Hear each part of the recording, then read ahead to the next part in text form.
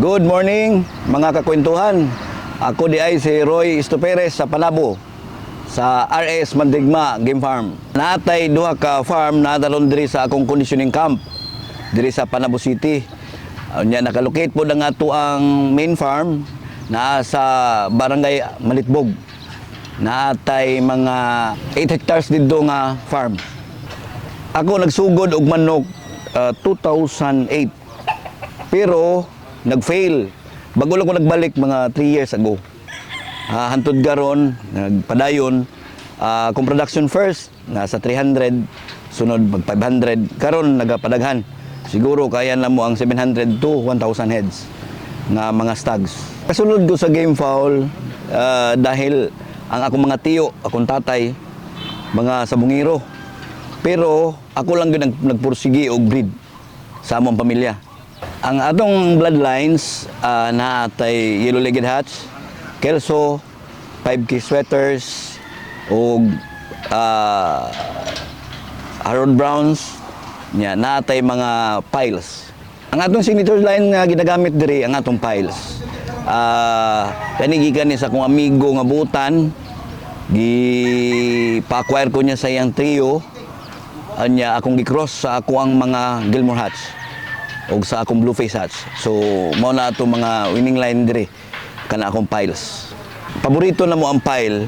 Simple lang siya mag-away, ambak-ambak pero sigurista ba. Muna gid sa itsa. So kasagaran yun nga makontra niya madaot ng away.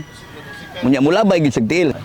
Naga-breed ko purpose para lang unta sa fight. Pero open me sa selling if the price is right, walay problema. Kami purely fighter gyud, purely fighter.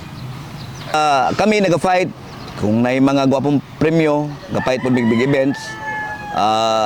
Depende sa kalidad ug makaya sa mong manok, moapil mi. Sa selection na mo sa among breeding, sa among broodstag, isa gatanaw mi sa fighting style, sa bloodlines ug sa body conformation niya nga brusko siya. Sa among babae na among pili, gwapo sa hipo, sa iyang lines. So, mo na di may mag-come up, maamo silang i-breed. Kamong ginagamit sa amo ang sa amo ang pag-breed is ang Beta Egg Advance para sa pagfertil sa itlog, taas og fertility. Tapos gwapo pud ang iyang production sa itlog. Among broodcocks, ang among ginagamit is MEB. Every 15 days may nagaturok, gwapo pud siya resulta. Ang ako ang mga piso, na ako'y tao para sa piso. Dili na ako makaya dahil tayo daghan ginaasikaso. So, nagagoy tao para diha. So, dili na lang na ako ipatason ako istorya. Kabalo na lang siya kung sa iyang buhaton para magwapo among manok. Suroy lang ko sa farm, magbisita, supervise, ina-check ang piso. Hawad naman akong tao nga naa didto. So, siya na lang naga-monitor tanan sa mga health sa mga piso. Sa among mga piso, ang ginagamit namong supplement nga vitamins sa Multilite. Nakita pod namo nga gwapo pod siya og resulta. Gwapo siya resulta sa amo ang mga piso. Karon atong ipatawag ang atong handler sa RS Mandirigma Game Farm kay dili magug-apil silang conditioning. So siya ang atong pangutanon karon og ginaunsa nang iyang manok. May adlaw mga kakwentuhan, ako dai ang handler sa RS Mandirigma. Ako si Peter Jan Sulian, taga Panabo. Mga 1 year na ako nag-prepare dire sa RS Mandirigma.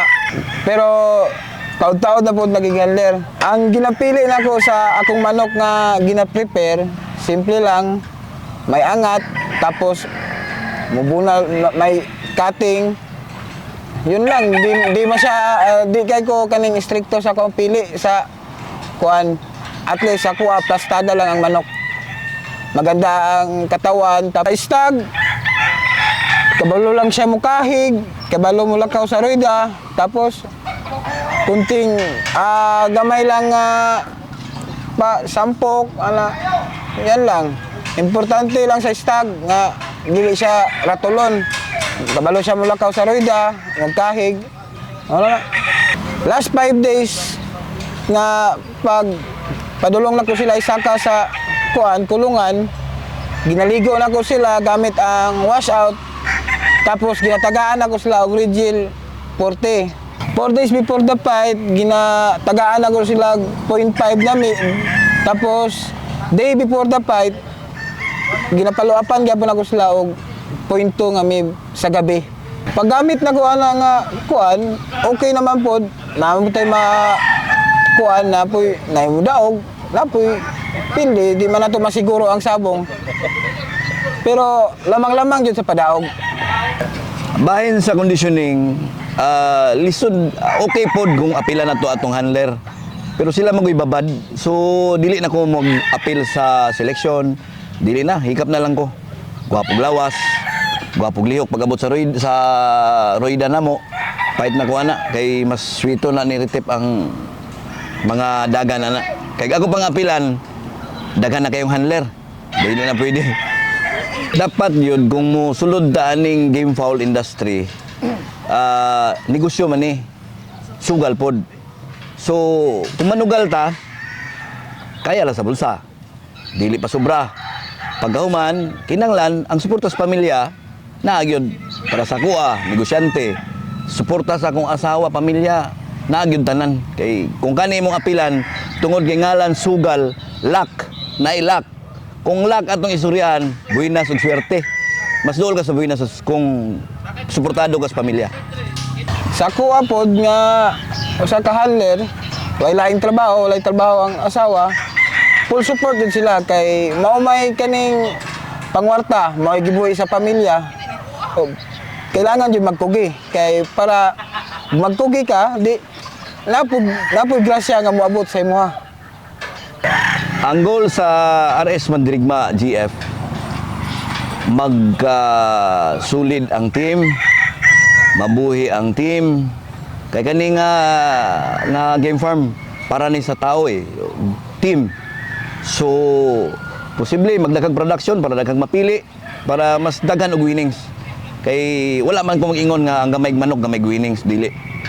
Kung daghang kag manok, daghang kag mapili na lamang gyud og naa kay mapili nga daghan. Kay ang handler mao ipanginabuhi. Ang ako lang nga ma-advise basta mosulod ta og sabong. Kinanglan sugod yung gwapong materials,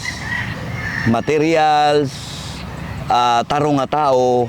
Kaya mison saan pa ni mo na yung materialis kung wala kay tarong nga tao, wala. Mison saan pa di ta pwede magsalig sa manok lang. Kinanglan, ligon yun ang team. Gikan sa gaffing, handling, tanan, pati sa manok.